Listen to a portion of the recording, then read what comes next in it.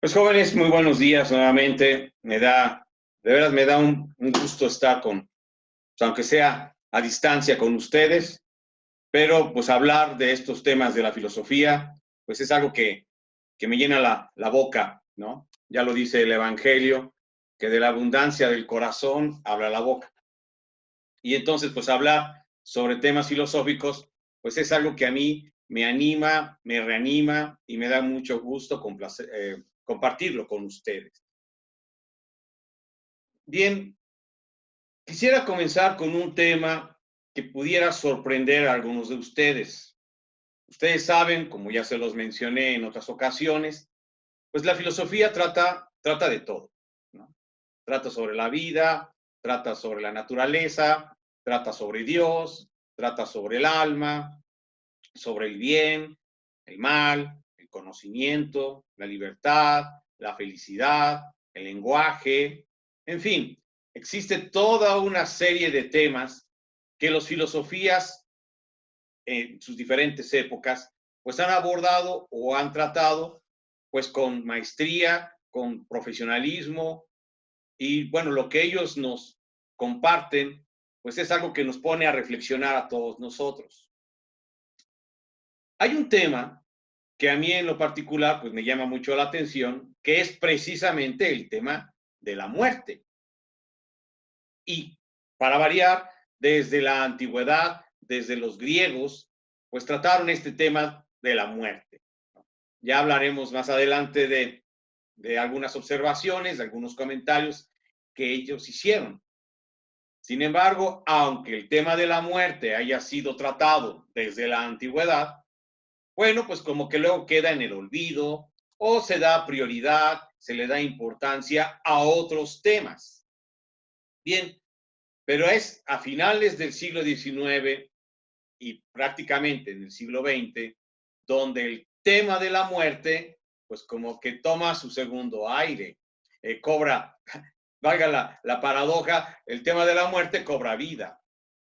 Y entonces empiezan también a salir toda una serie de artículos, de escritos, de libros, también de novelas, literatura, que profundizan sobre la muerte. Y es que todo depende cómo concibamos la muerte. Creo que ese es el punto. Cómo uno se aproxima a ella, cómo uno se acerca a ella. Y eso va a influir, pues, en nuestra manera de ser. Por ejemplo, ¿cómo veo la muerte? ¿Como la enemiga?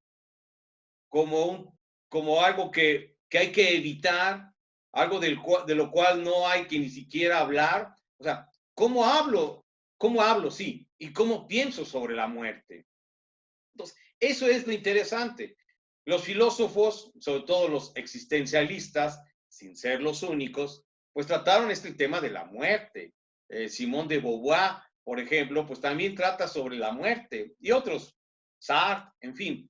Entonces, creo que esto lo vamos a ver, vamos a hacer un recorrido muy breve como todo lo que hemos visto, puesto que el mayor enemigo, como siempre, pues es el tiempo. Pero tratar de razonar un poco sobre el tema de la muerte. A mí me ayuda mucho pensar sobre esto, porque me hace pensar y cómo he vivido. Es decir, paradójicamente, pensar sobre la muerte me hace preguntarme sobre la vida. Hay un ejercicio que llevaba a cabo en otras facultades, que llevaba a cabo en otros lugares, en otros ambientes, pero yo les hacía una pregunta, por supuesto, nada inocente. Y la pregunta era, bueno, ¿qué harías si te quedara un mes de vida? ¿O qué harías si te quedara una semana de vida? ¿O qué harías si te quedara un solo día de vida? Y estoy seguro que la respuesta a un mes, a una semana o un día de vida te haría recapacitar en tu comportamiento de ahorita. Probablemente si de pronto a uno de nosotros nos dicen, Te quedan unos cuantos días de vida o unas horas de vida. ¿Seguiríamos perdiendo el tiempo? ¿Seguiríamos, no sé, viendo programas de televisión que no sirven absolutamente para nada?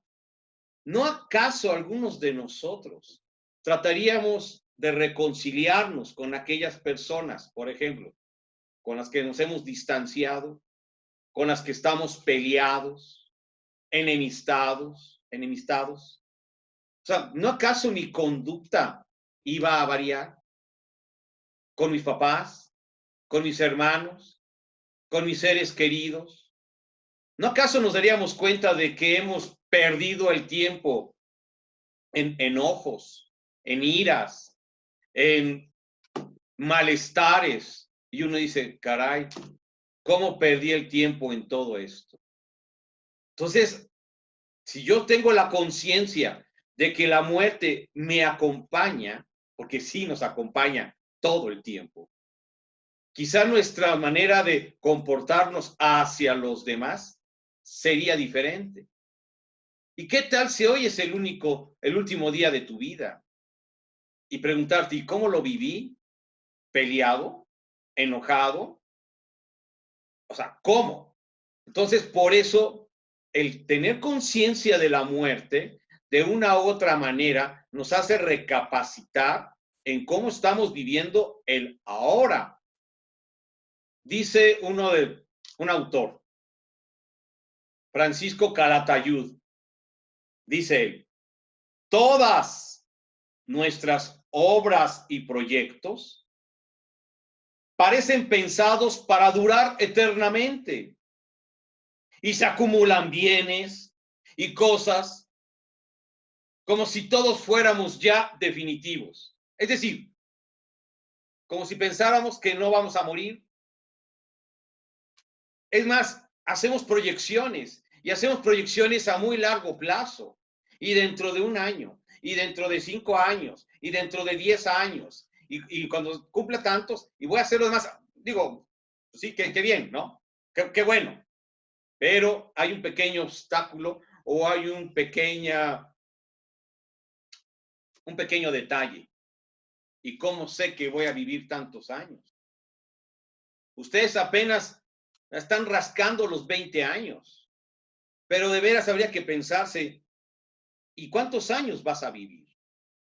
¿Vas a llegar a 25? ¿Vas a llegar a 30, 50, 80? Perdón, no lo sabemos. Y entonces la pregunta otra vez es, ¿y cómo los he vivido? Porque lo que importa no son años, como dice la canción, no son años a la vida, sino vida a los años. Y la pregunta es, ¿y le has dado vida a tus 18 años? ¿Cómo los has vivido? Parece, dejando aparte estéticas y modas, que no queremos que haya nada público que nos recuerde el tema de la muerte y de nuestra caducidad. Exactamente. Como que es de muy mal gusto, como que no es bienvenido, no es bien visto, de que nos hablen de nuestra precariedad, de que somos mortales, de que somos finitos, de que hoy estamos y mañana quién sabe. Más bien como que nos gusta ver aquello que perdura.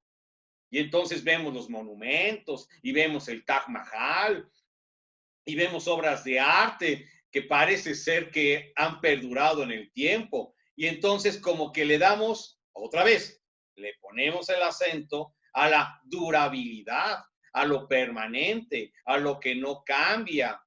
¿Y saben qué, jóvenes? Eso es muy griego. A los griegos, estoy pensando en Parménides, por ejemplo, lo que importa es lo permanente, lo estable, lo que no cambia. Eso es como signo de divinidad.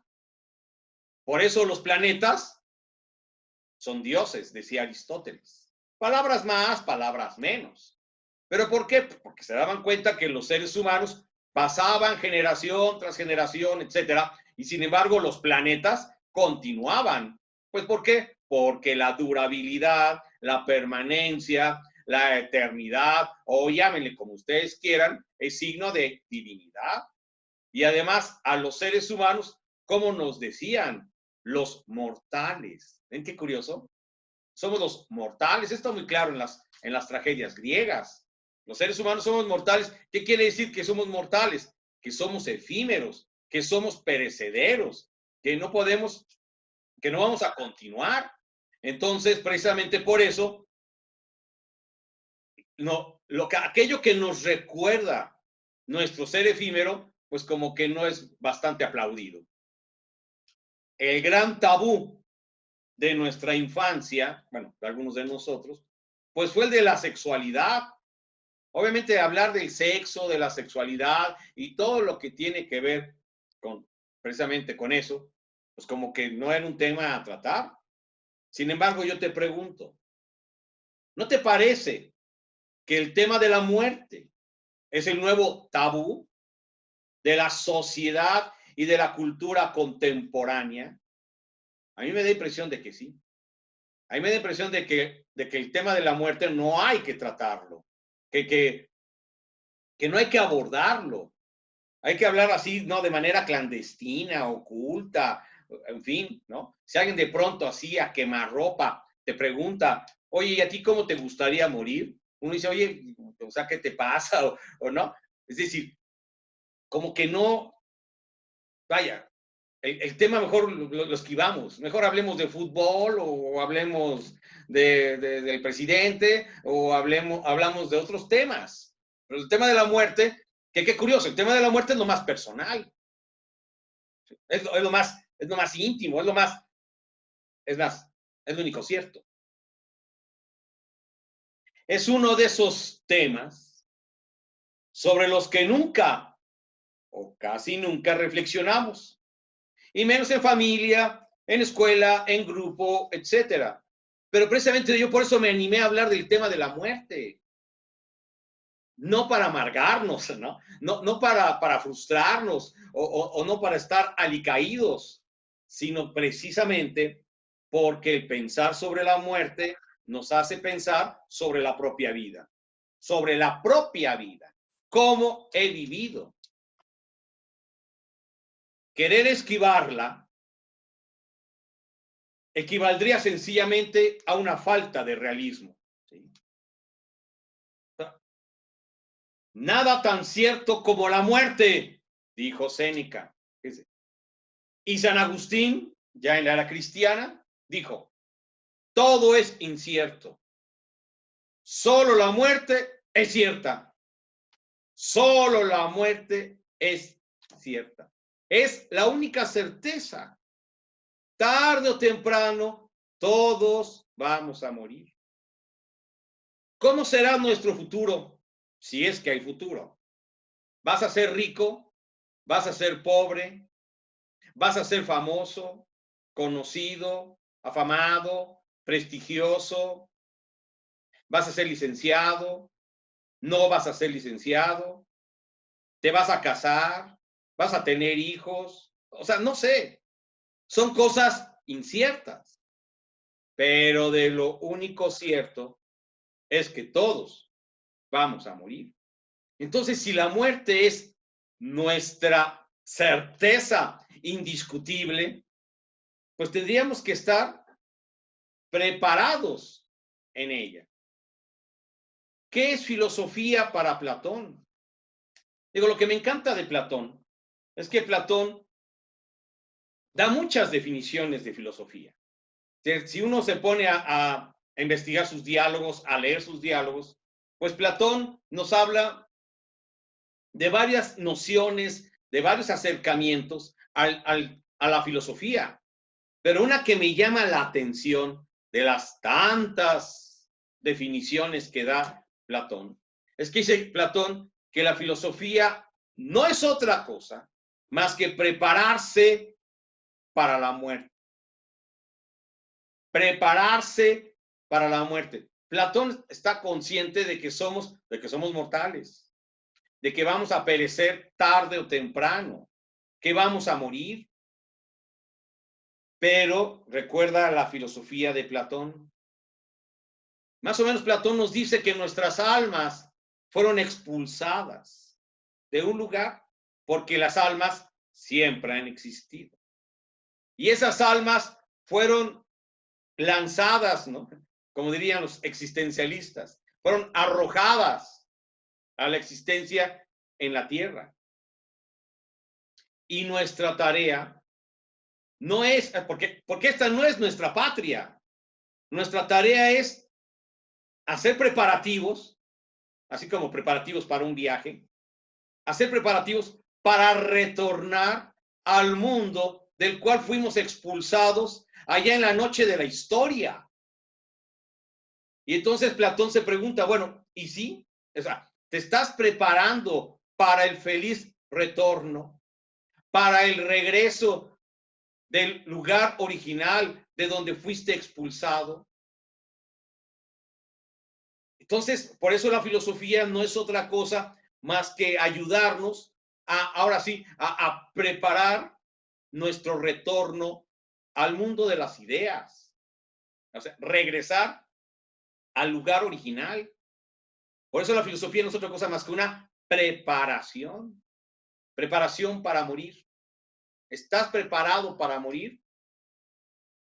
Pues no. Varios de nosotros, en lo que menos queremos pensar, es precisamente en la propia muerte. O en ninguna muerte. Claro, Michel de Montaigne como que completa la observación de Platón. Dice, sí, hay que prepararnos para la muerte, pero también hay que prepararnos para vivir. Pues sí. Entonces, ni lo uno ni lo otro. Ni nos preparamos para la muerte, pero tampoco nos preparamos para vivir. ¿Cómo estás viviendo esta vida que tienes en estos momentos? ¿Cómo has vivido tu vida hasta hoy? ¿Te sientes orgulloso de esta vida que has tenido hasta estos momentos? Tú puedes decir, caray, qué satisfecho estoy por todo lo que he hecho, por todo lo que, no sé, lo que he sembrado, lo que he cultivado, el bienestar que he ocasionado en mis seres queridos. Mi vida tiene sentido. ¿Por qué? Porque le he dado valor, le he dado valía.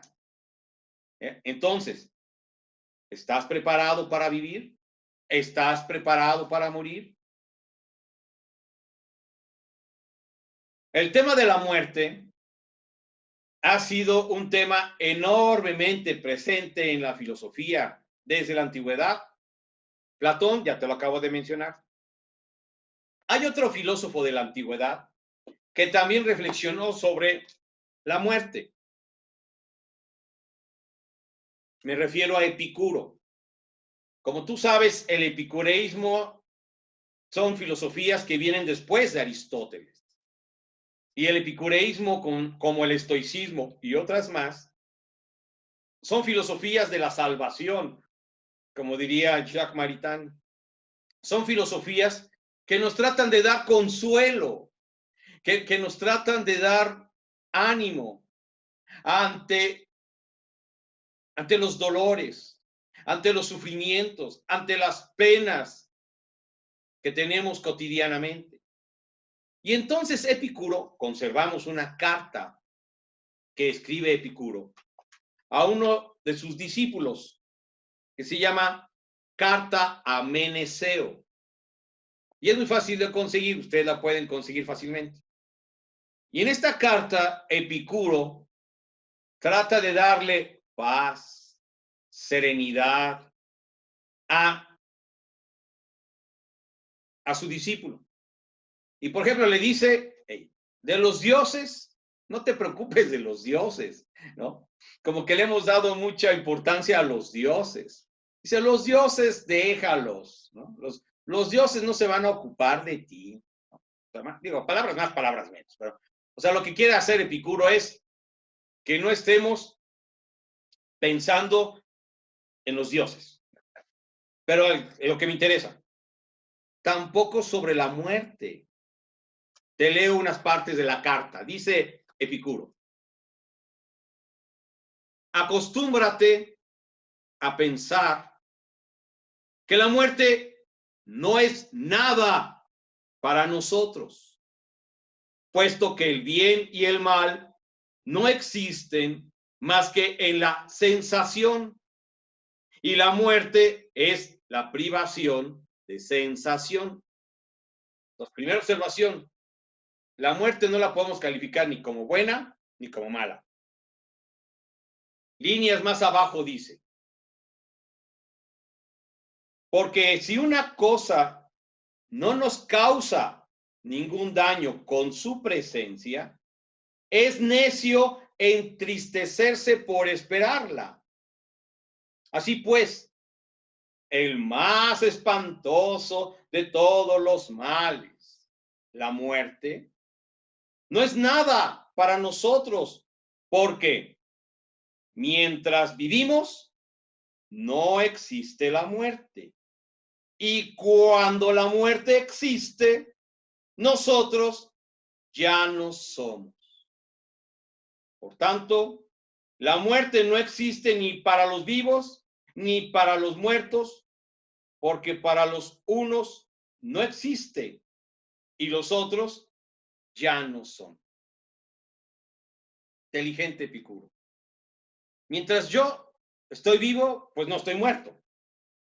Y cuando ya estoy muerto, pues ya no estoy vivo. Es decir, ¿por qué me he de agobiarme, de angustiarme, de desesperarme de algo que todavía no es? Y cuando ya es, yo ya no soy. ¿No te ha pasado que a veces tú, en tu cabeza loca, ¿no? En tu cabeza, en tu imaginación desbordada, como diría Teresa de Ávila, tú te has hecho toda una serie de telarañas que nada más te torturan, que tú nada más estás pensando, ¿y si pasa esto? ¿Y si pasa lo demás allá? ¿Y si sucede el otro? Y en fin, y entonces construimos toda una epopeya, toda una historia que lo único que hace es estarnos aplastando y a lo mejor ni sucede, a lo mejor ni pasa, pero tú en tus pensamientos, en tu imaginación desbordada, tú te estás agobiando, tú te estás dañando, tú te estás haciendo mucho daño por algo que todavía ni es. Entonces, la muerte aún no es. Entonces, tú eres en estos momentos, o sea, tú vives en estos momentos. Entonces, a mí lo que me importa, más que pensar en la muerte, pues sería pensar en la vida. Ah, mi querido Miguel de Unamuno. Para Miguel de Unamuno, el tema de la muerte no es una cuestión, es la cuestión. El único y verdadero asunto importante. Todo lo demás que decimos que es importante, no es cierto, no es importante. Lo único importante es el tema de la muerte. La destrucción de las cosas, incluso en principio, la del propio cuerpo, es perfectamente pensable o imaginable, pero la cosa cambia si paso a imaginar la aniquilación de mi propio yo. Unamuno dice: si del todo morimos, ¿para qué todo? ¿Para qué? Porque es lo único importante. Que se me rompió la uña, eso es importante. Que subí 100 gramos o 1 kilo, eso es importante. De que bajó el petróleo, eso es importante. De que subió el petróleo, eso es importante.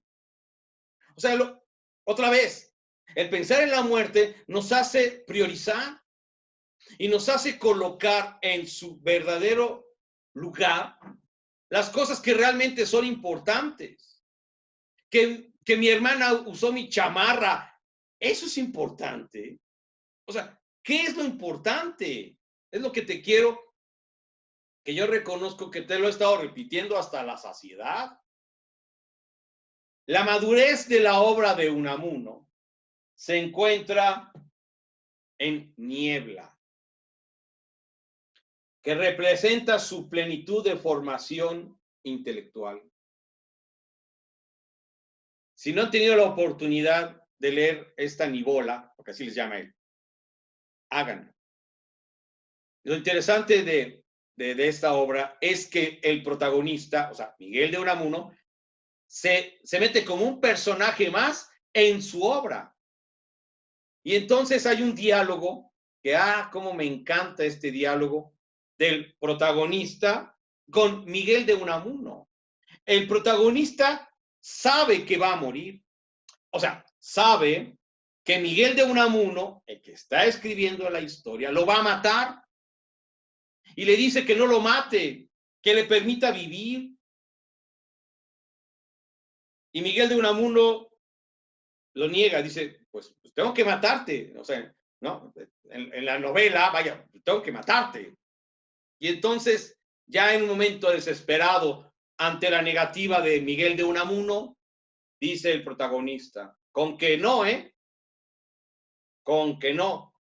¿No quiere usted dejarme ser yo? Salir de la niebla, vivir, vivir, vivir, verme, oírme, tocarme, sentirme, dolerme, serme. Con que no lo quiere, con que he de morir, ente de ficción. Pues bien, mi señor creador don Miguel, también usted se morirá, también usted, y se volverá a la nada de que salió. Dios dejará de soñarle. ¿Se morirá usted? Sí, se morirá, aunque no lo quiera. Se morirá usted y se morirán todos los que lean mi historia.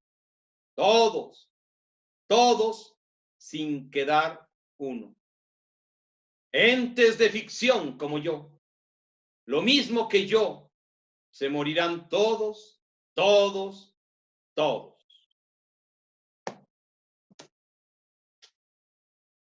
Sí. Para ir cerrando este punto. Joseph Pieper, un gran intelectual del siglo XX, un filósofo profundo, alemán, me gustan mucho sus libros. Él dice que que ante la muerte podemos tener diferentes escenarios. O sea, la pregunta es, bueno, ¿cómo me enfrento yo a la muerte?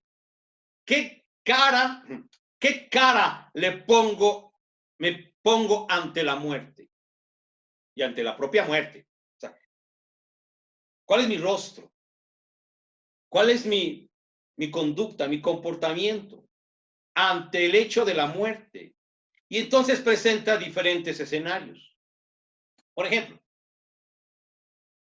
ver a la muerte como un final. O sea, como el final, ya, me muero, se acabó todo. Ya no hay más. Y eso lo dirán, pues, todos los ateos, todos los materialistas, los marxistas, o sea, los que no creen en otra vida, ven a la muerte como el final de todo. Punto final.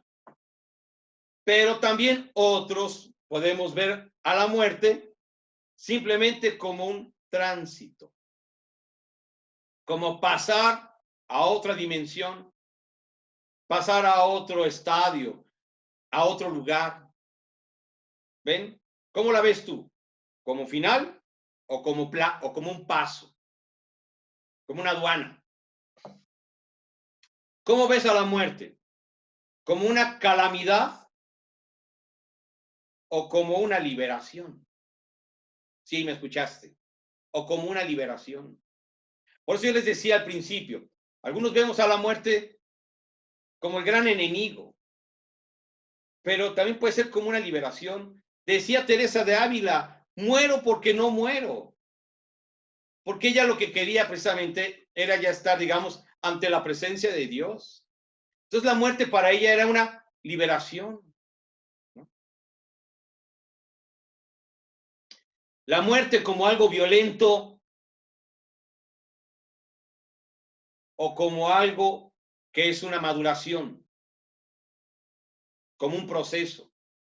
O sea, la muerte te violenta, te, te sacude, o como algo que hay que ir madurando. Como en este punto, otra vez, me junto con Platón, como un proceso, como una asimilación. Eso es una vida auténtica, diría Heidegger. O sea, Heidegger diría que precisamente el asumir la muerte es un signo de autenticidad. Es un acontecer inevitable o es obra de la propia mano. Esto es muy estoico. Los estoicos decían que así como uno es dueño de su vida, uno tendría que ser dueño de su propia muerte. Y por eso, hablan del suicidio. Digo, yo no estoy de acuerdo con el suicidio, pero trato de entender la postura estoica. O sea, recuerda que incluso Seneca se suicidó. ¿Por qué? Porque no hay que esperar que un microbusero, ¿no?, me mate. Mejor que uno sea el dueño de la propia muerte.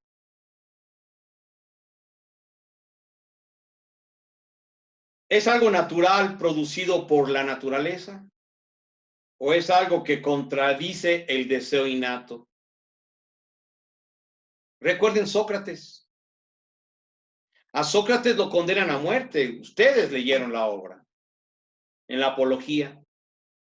Y sin embargo, aunque para los griegos que lo condenaron a muerte, lo veían precisamente como un mal para Sócrates, Sócrates no lo ve como tal. Recuerda las reflexiones que él hace sobre la muerte. Entonces él, por eso al final de la Apología, palabras más, palabras menos, dice: yo estoy para morir y ustedes para vivir, pero entre ustedes y yo, ¿quién lleva la mejor parte?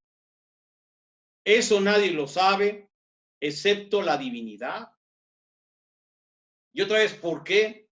Porque cómo Sócrates encara la muerte, y ten la seguridad que él no la ve ni como una calamidad, ni la ve como un mal, ni la ve como algo espantoso y horrible, sino que en su filosofía la ve. Recuerda que lo que él dice: me voy a ir a otro lugar y ahora sí voy a poder conversar y dialogar con los grandes poetas y escritores.